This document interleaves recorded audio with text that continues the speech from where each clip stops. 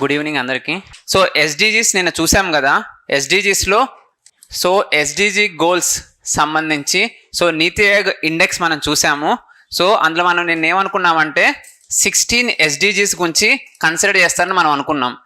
16 SDGs గురించి consider చేస్తారనేసి మనం అనుకున్నాం. ఎస్, 16 కన్సిడర్ చేస్తారు, 17 అనేది ఉండదు. కానీ కాంపోజిట్ ఇండెక్స్ తయారు చేసేటప్పుడు ఇప్పుడు మనం ఏవైతే స్కోర్స్ చూసామో, ఇండియా యావరేజ్ స్కోర్ 71 అనేసి, ఏపీ స్కోర్ 74 అని, టాప్లో ఉన్న స్టేట్స్ కేరళ అండ్ ఉత్తరాఖండ్కి 79 అని మనం చూసాము. ఆ స్కోర్స్ కంప్యూట్ చేసేటప్పుడు, క్యాలిక్యులేట్ చేసేటప్పుడు మాత్రం 15 యూస్ చేస్తారు. గోల్ నెంబర్ 14 అనేది యూస్ చేయరు. కాంపోజిట్ ఇండెక్స్ కన్సిడర్ చేసేటప్పుడు గోల్ నెంబర్ 14ని కన్సిడర్ చెయ్యరు. 14 ఉండదు, 17 రెండు ఉండవు. కానీ ఇండివిజువల్గా గోల్ నెంబర్ 14కి సంబంధించి కూడా కోస్టల్ స్టేట్స్ 9 స్టేట్స్ ఎలా పర్ఫామ్ చేస్తున్నాయి అనే ఇన్ఫర్మేషన్ మాత్రం ఇస్తారు. ఆ రిపోర్ట్లో 16 గోల్స్కి సంబంధించి అన్ని స్టేట్స్ ఎలా పర్ఫామ్ చేస్తున్నాయి అనేది ఇస్తారు. 14 మాత్రం ఓన్లీ 9 స్టేట్స్కే ఇస్తారు, కోస్టల్ స్టేట్స్కి.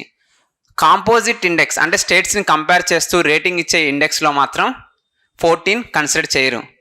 కాంపోజిట్ ఇండెక్స్లో 15 మాత్రమే ఉంటాయి. మామూలుగా sustainable development goals report by నీతి ఆయోగ్లో మాత్రం 16 ఉంటాయి.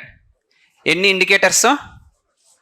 113 ఇండికేటర్స్. అది పాయింట్. ఇది ఒకటి.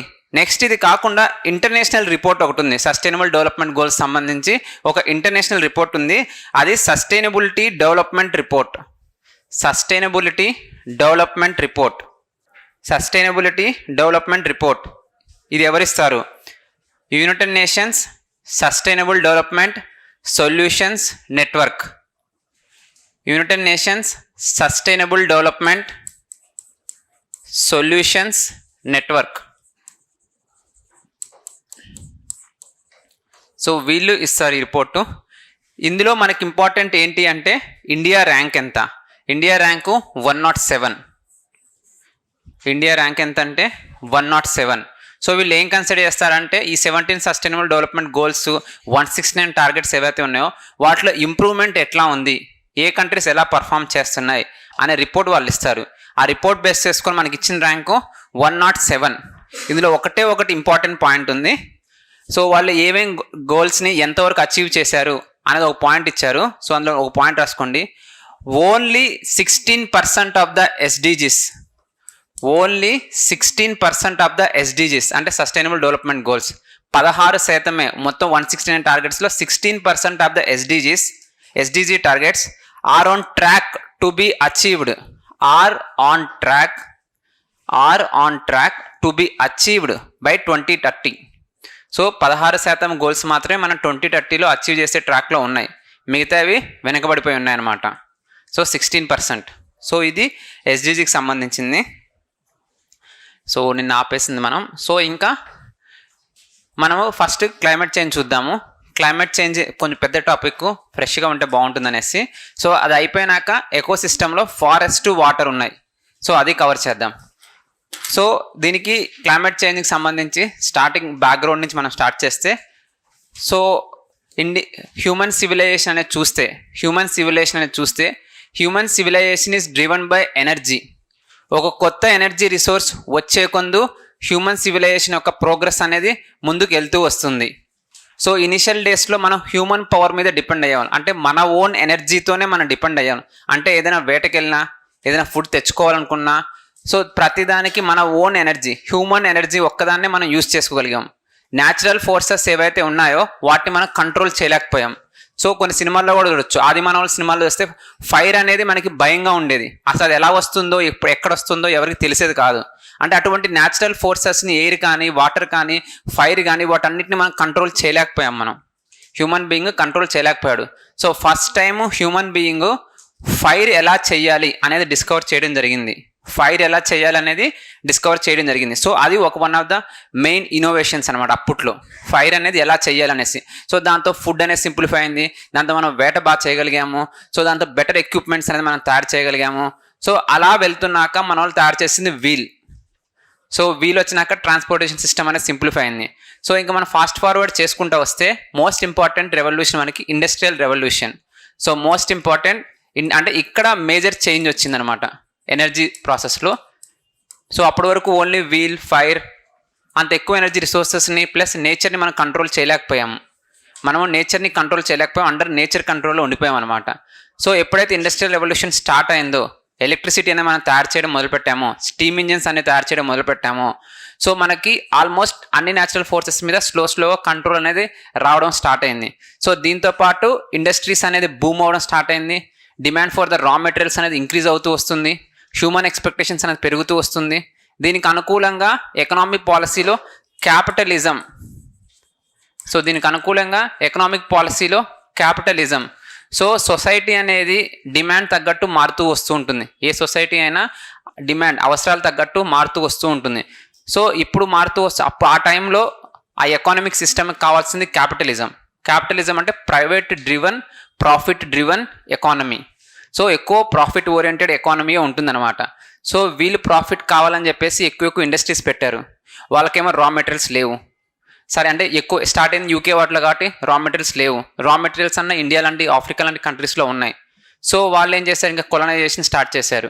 ఒక్కొక్క దేశాన్ని ఆక్రమించారు, అక్కడి నుంచి రా మెటీరియల్స్ తెచ్చుకొని వీళ్ళు డెవలప్ అవ్వడం స్టార్ట్ చేశారు. సో వీళ్ళు డెవలప్ అయిన పాతే హైలీ పొల్యూటింగ్ పాత్. సో వాళ్ళు చాలా కార్బన్ ఎమిషన్స్ అనేది ఆ రోజు నుంచి చేస్తూ వచ్చారు. ఆ కార్బన్ ఎమిషన్స్ అనేది అన్నీ సో నేచర్లో, వాతావరణంలో అక్యుములేట్ అవుతూ వస్తూ ఉన్నాయన్నమాట. సో ఎవరైనా లండన్ స్మాగ్ విన్నారా? సో మామూలుగా 2 types ఆఫ్ స్మాగ్స్ ఉంటాయి. ఒకటి కాలిఫోర్నియా స్మాగ్, ఇది మనకి స్టాటిక్లో important. London smog, California smog, London smog అంటే ఏంటి? సల్ఫర్ కంటెంట్ కాదు, మనము peroxy acetyl nitrate PAN plus ground level ozone plus volatile organic compounds plus nitrogen oxides, ఈ కంపోజిషన్ ఉండేదాన్ని లండన్ స్మాగ్ అంటారు. కాలిఫోర్నియా స్మాగ్ అంటే so reverse చెప్పినట్టున్నాను,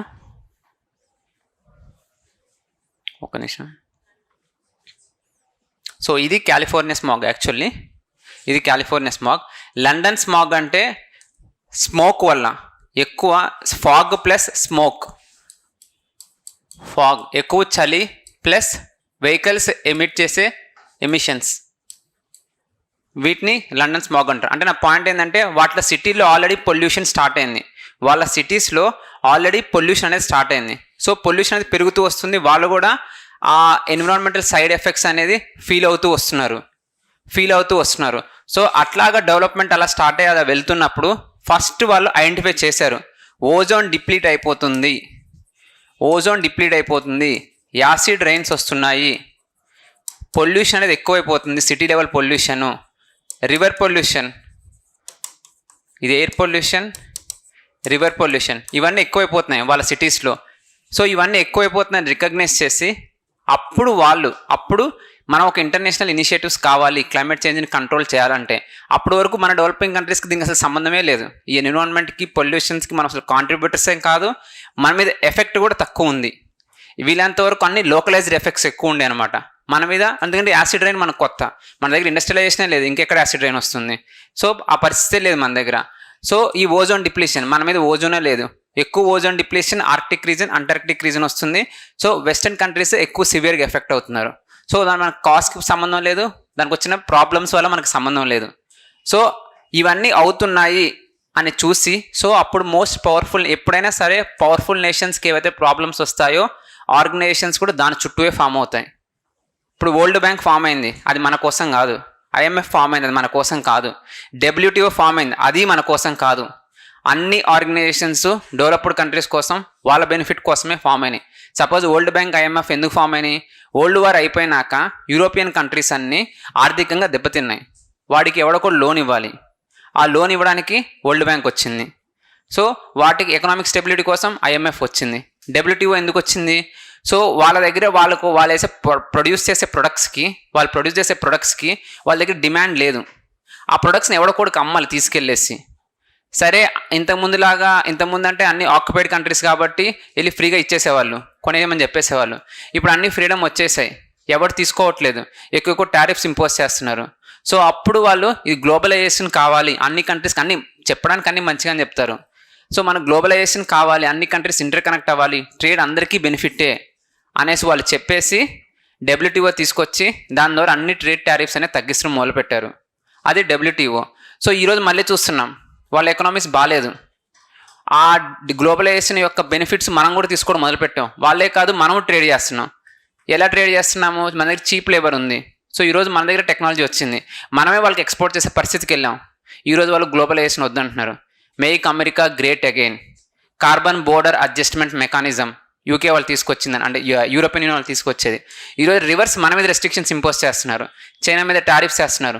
WTO as of now గత 4-5 సంవత్సరాల నుంచి డబ్ల్యూటీఓ పనిచేయట్లేదు, కంప్లీట్లీ స్టాల్ అయిపోయింది దాని ప్రాసెస్. ఎందుకంటే గ్లోబలైజేషన్ వాళ్ళకి నెగిటివ్ ఎఫెక్ట్ అవ్వడం మొదలుపెట్టింది. సో అట్లాగా ఏదైతే డెవలప్డ్ ఎందుకు చెప్తున్నానంటే ఒక్కొక్క ఇన్స్టిట్యూషన్ని మనం అర్థం చేసుకోవాలి అంటే దానికి ఒక బ్యాక్గ్రౌండ్ ఉంటుంది, ప్రతి ఇన్స్టిట్యూషన్కి బ్యాక్గ్రౌండ్ ఉంటుంది. అది తెలిసినప్పుడు మీరు ఆప్షన్స్ ఎలిమినేషన్ అనేది ఈజీ అయిపోతుంది అనమాట. సో ఇలాగ డెవలప్డ్ కంట్రీస్కి వచ్చే ప్రాబ్లమ్స్ చుట్టూరే ఆర్గనైజేషన్స్ అనేవి వస్తాయి. సో వాళ్ళ ప్రాబ్లమ్స్ అన్ని ఫీల్ అయ్యి first time United Nations conference on human environment అనేది 1972లో ఫామ్ చేశారు, స్టాక్హోమ్ కాన్ఫరెన్స్. సో దీన్ని వరల్డ్ ఎన్విరాన్మెంట్ డేగా సెలబ్రేట్ చేస్తున్నాము June 5th. సో ఈ ఇన్ఫర్మేషన్ ఇది. సో ఇది 1972లో వచ్చిందనమాట. సో ఇది వచ్చినాక తర్వాత అందరికి డౌట్ వచ్చింది, నిజంగా ఎన్విరాన్మెంట్ అంత ఎఫెక్ట్ చూపిస్తుందా లేదా, దాని యొక్క ఇంపాక్ట్స్ ఎలా ఉన్నాయి, ఒక ఎన్విరాన్మెంట్కి సంబంధించి కూడా ఒక ఇంటర్నేషనల్ ఆర్గనైజేషన్, గ్లోబల్ బాడీ ఒకటి కావాలి, ఇవన్నీ థాట్స్ వచ్చాయి. సో ఏదైనా అంటే ఇది ఫస్ట్ స్టెప్, ఆ సమ్మిట్ అనేది ఫస్ట్ స్టెప్ అది. సో మనం అంతా ఇంటర్నేషనల్ ఆర్గనైజేషన్ స్ట్రక్చర్ బిల్డ్ చేయాలి అని ఆలోచించి ఫస్ట్ వాళ్ళు తీసుకొచ్చింది UNEP. United Nations environmental programme 1972. So దాని యొక్క హెడ్ క్వార్టర్స్ నైరోబీలో ఉంది. సో నిన్న కొన్ని ఇనిషియేటివ్స్ చూసాం, యుఎన్ఈపి ఇనిషియేటివ్స్. ఒకటి క్లీన్ సీస్ క్యాంపెయిన్, సో మనం చూసాం అది ప్లాస్టిక్ పొల్యూషన్ సంబంధించింది. సో ఇంకోటి glo litters campaign, plastic pollution global litter, ప్రపంచం మొత్తం తిరుగుతూ అలా ప్లాస్టిక్ ఇసిరేయకండి, ఎక్కువ సముద్రాలు ఇసిరేస్తున్నారు అలా తిరిగేవాళ్ళు. సో అందుకని ఇంటర్నేషనల్ మ్యారిటైమ్ ఆర్గనైజేషన్ మరియు యుఎన్ఈపి వాళ్ళు కలిపి ఒక గ్లో లిట్టర్స్ క్యాంపెయిన్ అనేది ఒక స్టార్ట్ చేశారు. సో అది కాకుండా యుఎన్ఈపి మనం ఇంకోటి చూసాము. సో వాళ్ళు ఇంకా మనం ఏమేమి చేశారంటే మనం చూస్తే వీళ్ళు కొన్ని రిపోర్ట్స్ ఇస్తారు, global environmental outlook, emission, very important reports వీళ్ళు ఇచ్చేవి. Emission gap report, climate and clean, CCAC, climate and clean air coalition. ఇది మనం నిన్న చూసాము, climate and clean air coalition short lived పొల్యూటెంట్స్ని టార్గెట్ చేస్తుంది, like black carbon, ozone, methane. అది కూడా యుఎన్ఈపి ఆర్గనైజేషనే. సో ఇది 2012లో ఫామ్ అయింది. సో వీళ్ళు ఫామ్ చేసిన డిఫరెంట్ ఆర్గనైజేషన్స్. ఇది 1972. సో ఇది క్రోనాలజీ.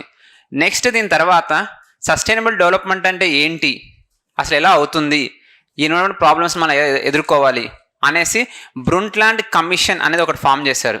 అది స్టడీ చేయడానికి, ప్రాబ్లం ఏంటి అని స్టడీ చేయడానికి. ఏమైనా చెప్తారా ఏ ఇయర్? ఫామ్ చేసింది ఏ ఇయర్? 83. సో 83 ఇండియాకి వరల్డ్ కప్ వచ్చినప్పుడే ఈ బ్రుంట్లాండ్, మంచి పని కాబట్టి. ఇంకో ఆర్గనైజేషన్ చూసాం 1983లో ఇంప్లిమెంట్ అవ్వడం మొదలైంది, CMS, convention on migratory species. 1983 freedom, మనకి ఇండిపెండెన్స్, మనకి వరల్డ్ కప్ వచ్చింది. అదే టైంలో మైగ్రేటరీ బర్డ్స్ ఆర్గనైజేషన్ కూడా ఫామ్ అయింది, సిఎంఎస్. సిమిలర్గా సైట్స్ ఏ ఇయర్ చెప్తారా? 1975 సైట్స్. సో ఇది బ్రుంట్లాండ్ కమిషన్. సో వీళ్ళు రిపోర్ట్ ఇచ్చారు, దాని పేరు అవర్ కామన్ ఫ్యూచర్. సో వీళ్ళు ఇచ్చిన రిపోర్ట్ పేరు అవర్ కామన్ ఫ్యూచర్. ఇది ఏ ఇయర్లో ఇచ్చారు? 1987. సో ఇందులో ముఖ్యమైన పాయింట్ ఏంటంటే వీళ్ళు సస్టైనబుల్ డెవలప్మెంట్ అంటే ఏంటి అనే ఒక డెఫినిషన్ ఫస్ట్ టైం అది ఇచ్చింది ఎవరంటే అవర్ కామన్ ఫ్యూచర్. ఇప్పుడు మన సస్టైనబుల్ డెవలప్మెంట్ అని నాకు చాలాసార్లు అనుకుంటున్నా ఉన్నాం, మరి అది ఎవరు చెప్పారంటే వీళ్ళు. Development of the present generations without compromising the needs of the future. So ఇప్పుడు మనం డెవలప్ అవ్వాలి, కానీ ఫ్యూచర్ జనరేషన్స్ యొక్క నీడ్స్ని మనం కాంప్రమైజ్ చేయకూడదు.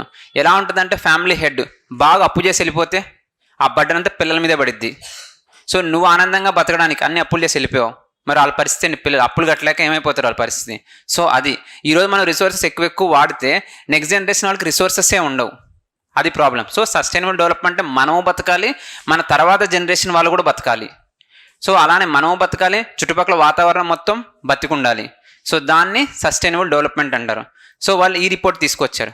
సో ఇన్ని రిపోర్ట్స్ వచ్చినా చాలా డెవలప్డ్ కంట్రీస్ యాక్సెప్ట్ చేయట్లేదు. అసలు నిజంగా క్లైమేట్ చేంజ్ అనేది ఉందా అని వాళ్ళందరికీ డౌట్ వస్తూనే ఉంది.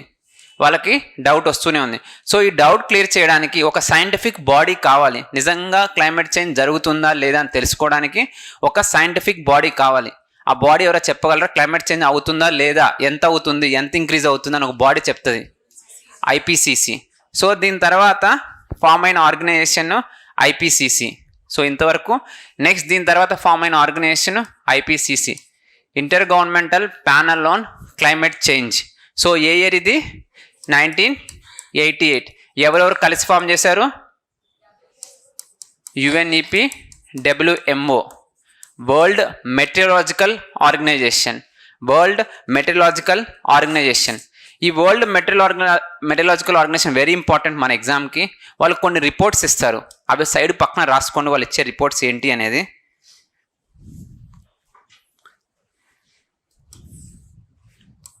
WMO UV bulletin.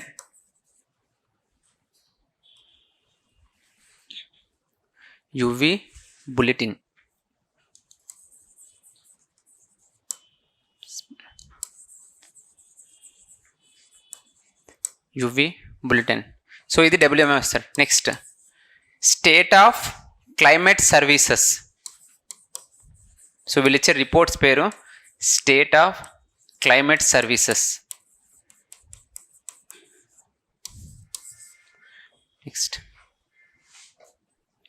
నెక్స్ట్ రీసెంట్గా ఇంకొక ది గ్లోబల్ క్లైమేట్, వీళ్ళు ఇచ్చిన reports the global climate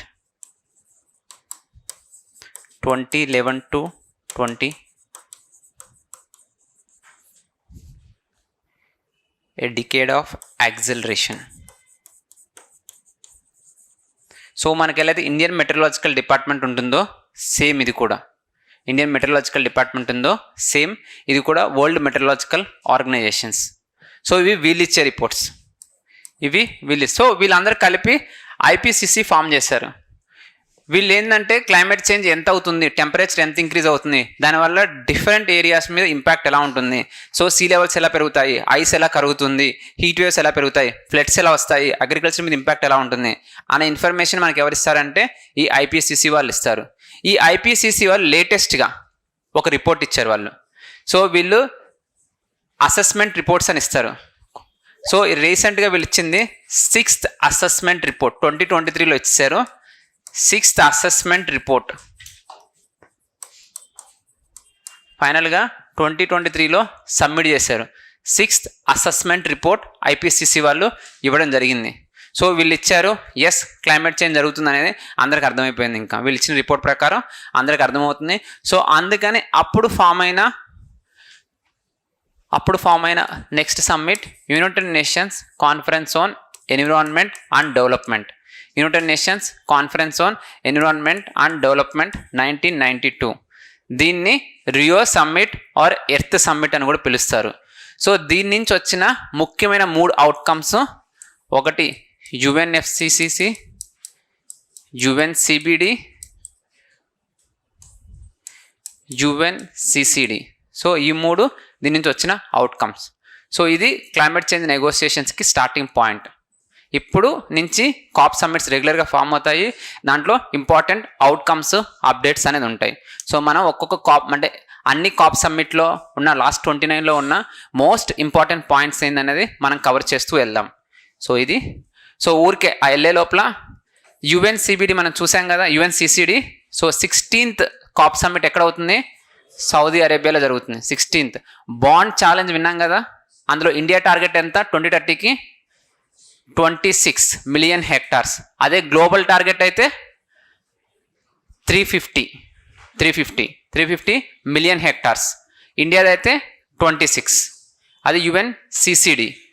so యుఎన్సిబిడికి మనం చూసింది కాలీ ఫండ్. రీసెంట్గా మనం చూసింది COP 16 కొలంబియాలో జరిగింది. ఊరి పేరు కాలీ, వచ్చిన ఫండ్ కాలీ ఫండ్.